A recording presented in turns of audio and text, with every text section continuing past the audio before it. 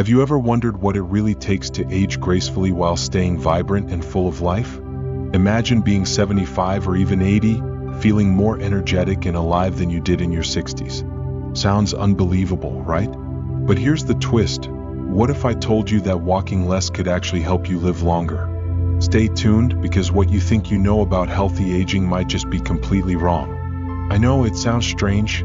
How could walking less possibly lead to a longer, healthier life? For years, we've been told that staying active is the key to aging well. But here's the truth. As we grow older, it's not about how much we move, but how we move. Take Mr. Johnson, for example, a vibrant 78-year-old who used to walk 5 miles every single day. He believed more was better until persistent knee pain and fatigue started slowing him down. His doctor suggested something surprising. Cut back on the long walks and focus instead on gentle, mindful movements like stretching and light exercises tailored to his body's needs.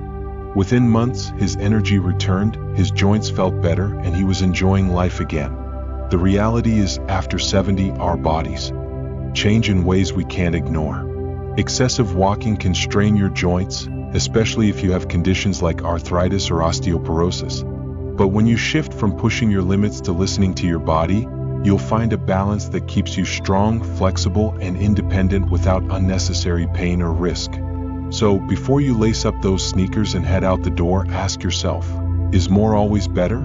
Or could a smarter, gentler approach to movement be the true secret to a long, healthy life? Stick around, because the answers might surprise you, and they could change the way you think about aging forever. I know what you're thinking. How can walking less possibly be good for me?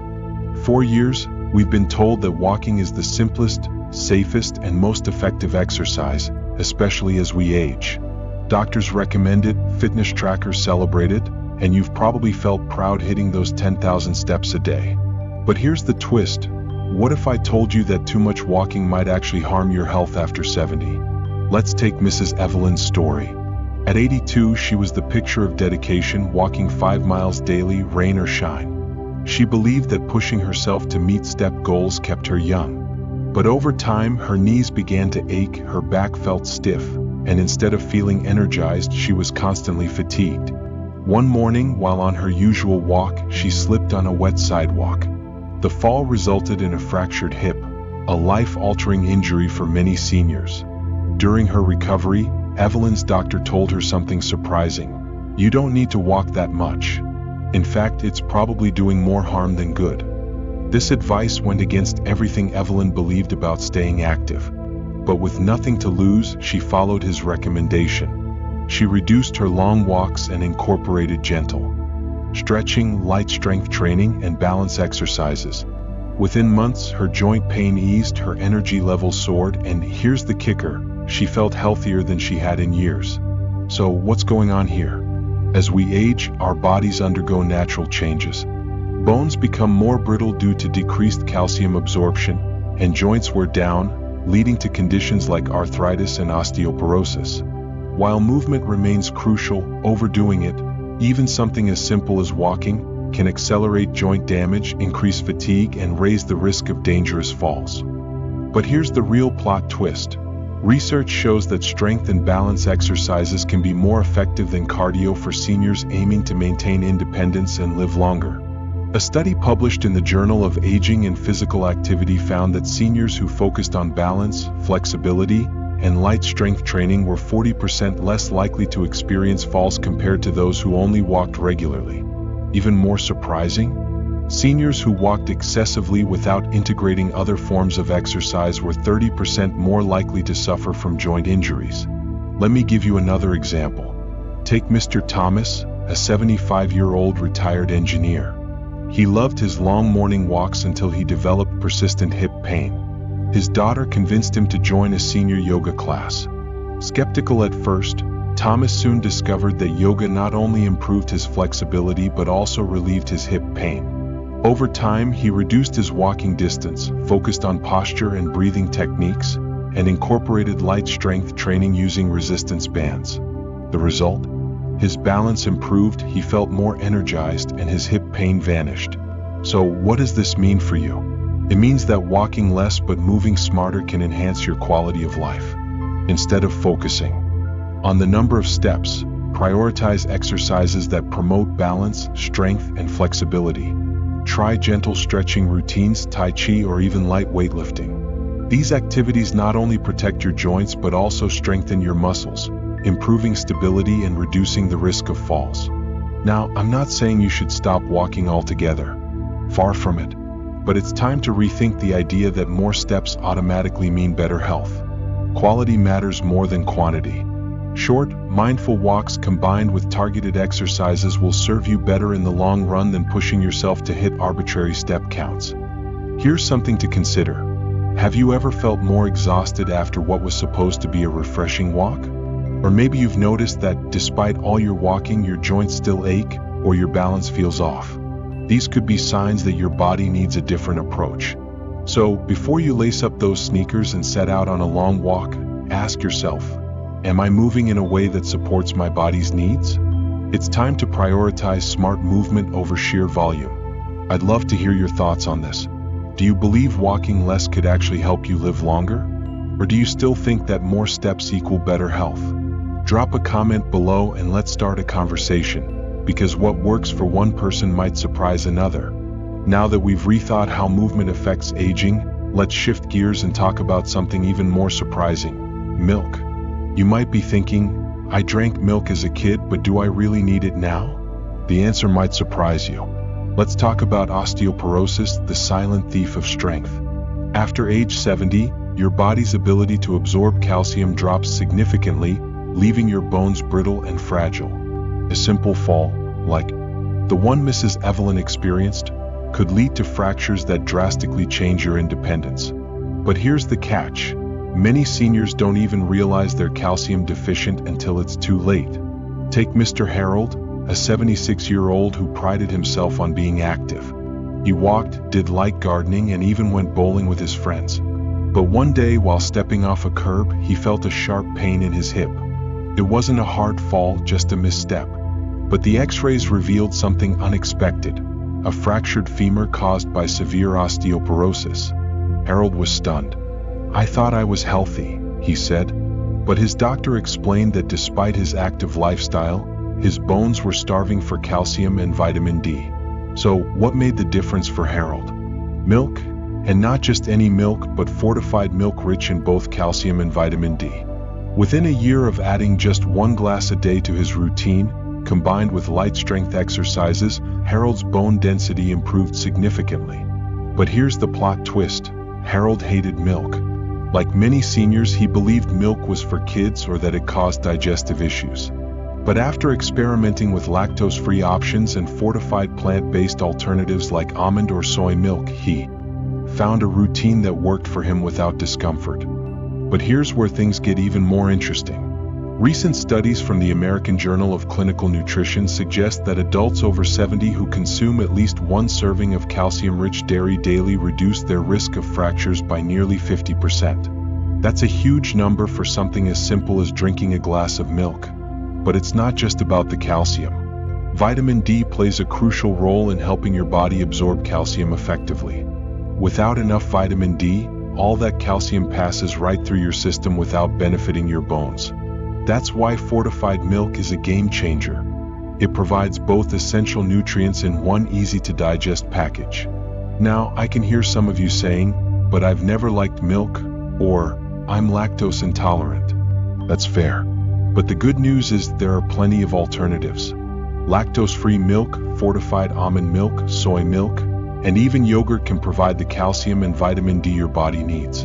The key is to find what works for you and make it a daily habit. Let me share another story, this time about Mrs. Linda, a 74-year-old who swore by her morning coffee but hadn't touched milk in decades. After a minor wrist fracture, her doctor suggested adding calcium to her diet. She rolled her eyes and said, "I'm not going back to drinking milk like a kid." But after some convincing, she tried adding milk to her coffee instead of cream. Not only did it improve her calcium intake, but she also found it tasted better. A simple change, but one that helped strengthen her bones and keep her independent. But here's the controversial part. Some people argue that too much milk could lead to other health issues like kidney stones or even heart problems due to saturated fat. But the truth is, moderation is key. 1 or 2 servings a day, combined with a balanced diet and regular checkups, will help you avoid those risks while reaping the benefits. So let's pause for a moment. Are you getting enough calcium in your diet? Have you dismissed milk because you thought it was just for kids, or worried about lactose intolerance? Maybe it's time to rethink that. A simple glass of milk, or a calcium-rich alternative, could be the difference between strong, healthy bones and unexpected fractures. And remember Harold? A year after his injury, he's back on his feet, walking confidently and bowling with his friends again. All it took was a small change in his diet paired with smarter movement.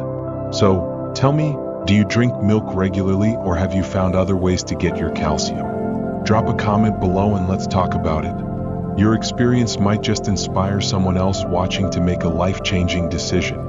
We've talked about moving smarter and strengthening your bones, but now let's dive into something that might seem too simple to be true: smiling.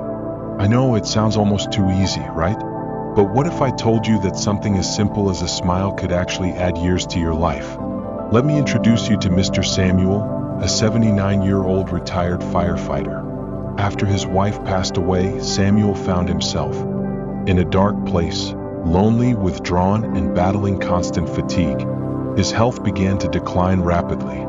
His doctor couldn't find anything physically wrong, but Samuel admitted he just didn't feel like himself anymore. He missed the joy, the laughter, and the little things that once brought him happiness.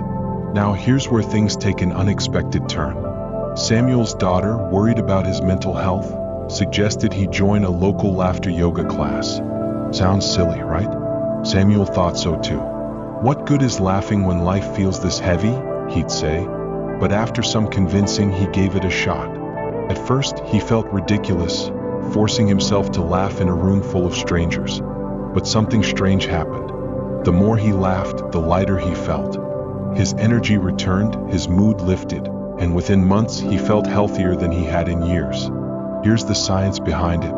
When you smile or laugh, your body releases endorphins, often called happy hormones. These natural chemicals reduce stress, lower blood pressure, and even act as natural painkillers. But that's not all. Smiling also releases serotonin, a neurotransmitter that boosts mood and helps fight depression.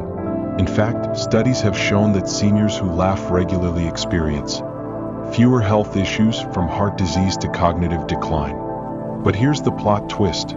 Even fake smiling can have real health benefits. That's right. Your brain doesn't always know the difference between a genuine smile and a forced one. Just activating the muscles used to smile can trick your brain into releasing those feel-good chemicals.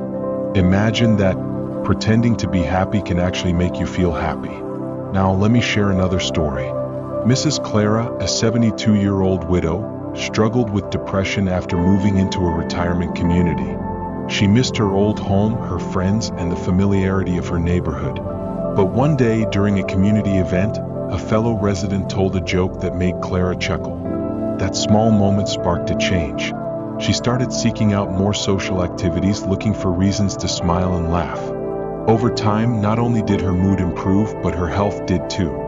Her blood pressure stabilized, she slept better, and she felt more connected to those around her. But here's where it gets controversial. Some people believe that focusing on just being happy oversimplifies the struggles many seniors face, especially when dealing with real grief or chronic pain. And they're right, smiling won't solve everything. But it's not about ignoring life's difficulties, it's about finding small moments of joy amidst the challenges. Smiling isn't a cure-all, but it's a powerful tool in your wellness toolkit. Now, let's talk about loneliness, something many people over 70 face. Did you know that loneliness can be as harmful to your health as smoking 15 cigarettes a day? That's a staggering fact. But here's the good news. Smiling and laughter naturally draw people in. They create connections, foster relationships, and help combat the isolation that can creep in during the later years. Think about it. When was the last time you had a good laugh? Or even just a small, genuine smile at a beautiful sunset, a funny story, or a memory that warmed your heart? These moments might seem small, but they have a big impact on your health and happiness. Here's a simple challenge for you. Smile at 3 people today, whether it's a family member, a neighbor, or even yourself in the mirror. You'll be surprised how such a small gesture can change your mood and brighten someone else's day. And here's something else to consider. Do you think happiness truly impacts your health, or is it just a nice idea? Have you experienced moments where laughter or a smile helped you through a tough time? I'd love to hear your stories. Drop a comment below and share how the power of a simple smile has made a difference in your life.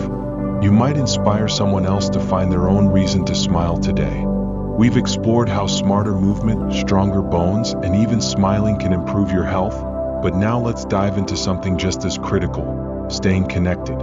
It might seem simple, but maintaining conversations and social ties could be the most powerful, yet overlooked tool for living a longer, healthier life. And here's the shocking part: loneliness can be more dangerous than obesity. Yes, you heard that right.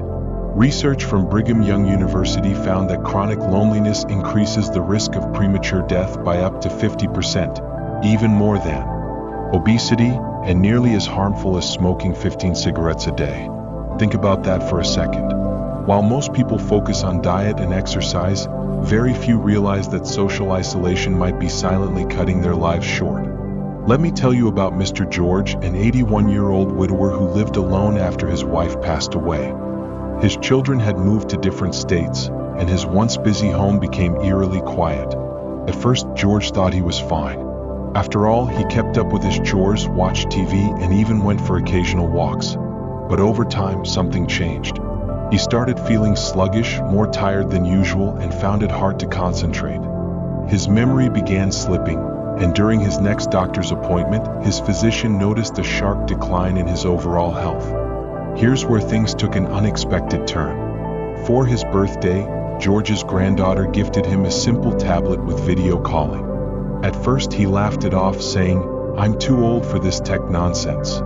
But after some nudging from his family, he decided to give it a shot. The first calls were short and awkward. George didn't know where to look or what to say. But something surprising happened. As he continued chatting with his grandkids, the conversations grew longer, filled with laughter and stories from his younger days. He even reconnected with old friends through social media. Within a few months, George's mood lifted, his memory sharpened, and his energy returned. His doctor was stunned at the turnaround. But this isn't just a feel-good story. Science backs it up. Engaging in conversations keeps your brain active and alert. When you talk, your brain is busy processing information, recalling memories, and forming connections, all of which help maintain cognitive health. Regular social interaction has been shown to reduce the risk of dementia and Alzheimer's, lower stress levels, boost your immune system, and even reduce inflammation in the body. Now, here's the plot twist that might surprise you. Even small, casual conversations with strangers can add years to your life. That's right. You don't need deep, heart-to-heart talks every day.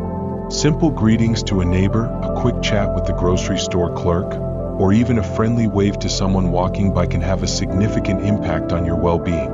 A study from the University of Chicago found that people who engaged in brief daily interactions with others felt more connected and experienced better health outcomes than those who remained isolated. But this brings us to a controversial point. Many people argue that technology is making us more isolated, not less.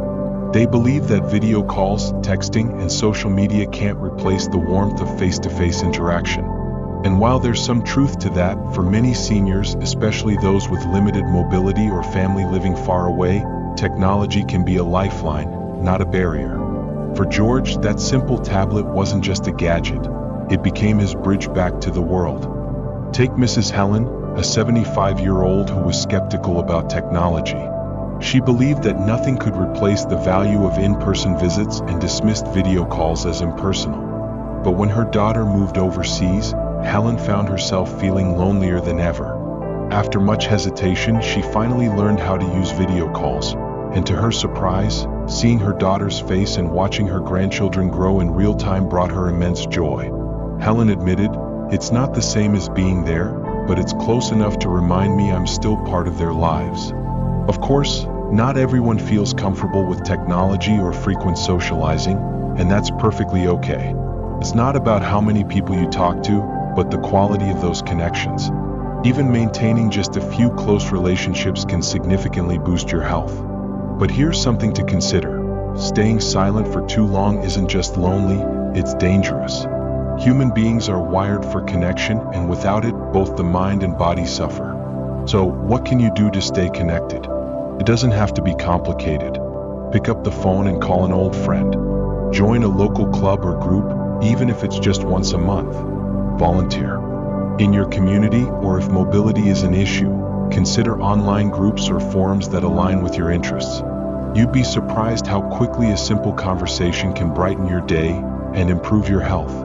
And if you're sitting there thinking, I don't have anyone to talk to, here's my challenge to you. Start small. Say hello to a neighbor, strike up a conversation with the cashier, or even join a new hobby group in your area. The important thing is to make the first move. You never know who's out there waiting for a friendly face or a kind word. Now, let me ask you, have you ever felt the effects of loneliness creeping into your health? Or maybe you've discovered creative ways to stay connected with loved ones. I'd love to hear your experiences. Drop a comment below and share your story. Your words could inspire someone else to reach out, reconnect, and maybe even change their life. Because in the end, staying connected isn't just good for the soul, it might be the key to a longer, healthier life. We've talked about how moving smarter, strengthening your bones, and staying socially connected can improve your health, but now let's turn to something you might not expect: sunlight. It's easy to overlook the sun when thinking about health, especially after hearing constant warnings about skin damage and the risks of too much exposure. But what if I told you that getting regular, mindful sunlight could be one of the most important steps you can take for your health as you age? In fact, avoiding the sun altogether might be doing more harm than good. Take Mrs. Margaret, a 77-year-old who spent most of her days indoors. Like many people, she was cautious about sun exposure, worried about skin cancer, wrinkles, and all the dangers we've been warned about. She believed that staying out of the sun was the safest option. But over time, Margaret began feeling more tired than usual. Her bones ached, her energy was low, and she found herself feeling unusually down and irritable. Assuming it was just part of getting older, she ignored the signs, until a routine checkup revealed that she had a severe vitamin D deficiency. Now here's where it gets interesting. After age 70, your skin's ability to produce vitamin D, which is essential for calcium absorption and bone health, decreases significantly. Without enough vitamin D, no matter how much calcium you consume, your body can't use it effectively to keep your bones strong. This can lead to osteoporosis, brittle bones, and a higher risk of fractures. But vitamin D doesn't just help your bones. It also plays a crucial role in boosting your immune system, improving your mood, and reducing the risk of chronic illnesses like heart disease and diabetes. Here's the plot twist. While we've been told to fear the sun, completely avoiding sunlight can actually shorten your life. A study published in the Journal of Internal Medicine found that people who avoid sun exposure entirely have a higher risk of early death compared to those who get moderate, regular sunlight. That's right, avoiding the sun could be more dangerous than you think. For Margaret, this was a wake-up call. Her doctor's advice was surprisingly simple: spend 15 to 30 minutes in the sun every day. At first, Margaret was hesitant. She had spent years avoiding the sun, slathering on sunscreen, and staying indoors during peak hours. But with nothing to lose, she started sitting outside in her garden for short periods each morning, letting the gentle morning sun touch her skin. Within a few weeks, she noticed a change.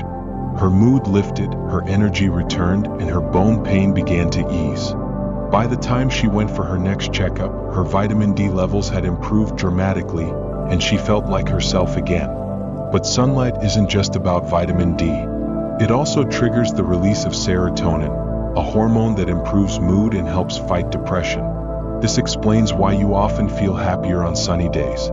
In fact, people living in areas with long, dark winters frequently experience seasonal affective disorder, SAD, a type of depression caused by lack of sunlight. Regular sun exposure can help prevent these mood swings, keeping you feeling more balanced and positive. Consider Mr. Allen, a 74-year-old retired postal worker who used to spend his days outdoors. After retiring, he started spending more time indoors watching TV and avoiding the sun. Over time, he noticed he was feeling more tired, down and unmotivated. His doctor suggested something simple: get outside and soak up some sun. Alan began taking short morning walks and sitting on his porch in the afternoons. The result? His mood improved, his energy returned, and he even started sleeping better at night. Of course, there's always a concern about skin cancer, and it's important to be cautious. But the key is moderation. You don't need to bake in the sun for hours to reap the benefits. Just 15 to 30 minutes of sunlight on your face, arms, or legs can provide enough vitamin D to support your health. And if you're worried about skin damage, avoid the midday sun when UV rays are strongest, and apply sunscreen after your initial sun exposure. But what if you live in a place with limited sunlight, or it's winter, and getting outside isn't easy? Vitamin D supplements can help, but they're not a perfect replacement. Sunlight does more than just boost vitamin D.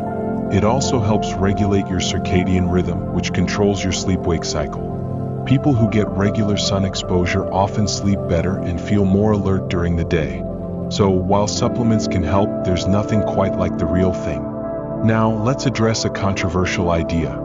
Some people believe that avoiding the sun completely is the safest way to prevent skin cancer. But the science tells a different story. While excessive sun exposure can increase your risk of skin damage, completely avoiding it may lead to even greater health risks, including heart disease, weakened bones, and depression. It's all about finding a balance. So, how can you safely incorporate sunlight into your daily routine? Start by getting outside early in the morning or late in the afternoon when the sun's rays are less intense. Spend a few minutes in the sun without sunscreen to allow your body to produce vitamin D, and then protect your skin if you're staying out longer. Combine sun exposure with activities you enjoy, like walking, gardening, or simply relaxing with a book. Now, I'd love to hear from you. Have you noticed how your mood changes on sunny days compared to cloudy ones? Do you think you're getting enough sunlight in your daily life, or have you been avoiding it out of fear? Drop a comment below and share your experiences. Your story might inspire someone else to step outside and embrace the healing power of the sun, because sometimes the best medicine isn't found in a bottle, but right outside your front door. We've talked about smarter movement, the importance of sunlight, strong bones, and even the surprising benefits of smiling and staying socially connected. But there's one final piece to the puzzle that quietly holds all these habits together: regular health checkups. Now, I know what you're thinking. I feel fine, why do I need to see a doctor? But here's the truth that might surprise you. Feeling fine doesn't always mean you are fine. Some of the most serious health issues, like high blood pressure, diabetes, certain cancers, or heart disease, can develop quietly without a single obvious symptom until it's too late. By the time something feels wrong, the problem could already be advanced. Take Mr. Frank, for example. At 73, he was in great shape, or so he thought. He was active, ate well, and never felt the need to visit a doctor unless he had a cold or flu. If it ain't broke, don't fix it, he'd always say whenever his wife suggested a routine checkup. But after much persuasion from his family, Frank finally agreed to go in for an appointment. What he thought would be a quick in-and-out visit turned into something unexpected. His doctor found early signs of prostate cancer. Frank was shocked. He felt perfectly healthy, no pain, no discomfort, nothing to suggest anything was wrong. But because it was caught early during that routine exam, his treatment was straightforward and highly effective. Today, Frank is cancer-free, grateful for that one checkup that likely saved his life. And here's where it gets even more interesting. This isn't just Frank's story. Many people assume that if they're not in pain, they're healthy. But the reality is, many health conditions develop silently. High cholesterol doesn't hurt, but it quietly builds up in your arteries, increasing your risk of a heart attack or stroke. High blood sugar might not cause immediate symptoms, but over time, it can lead to diabetes, nerve damage, and other complications. The beauty of regular checkups is that they catch these silent threats before they become life-altering. But here's the plot twist. Some people believe that frequent checkups and tests can lead to overdiagnosis or unnecessary stress.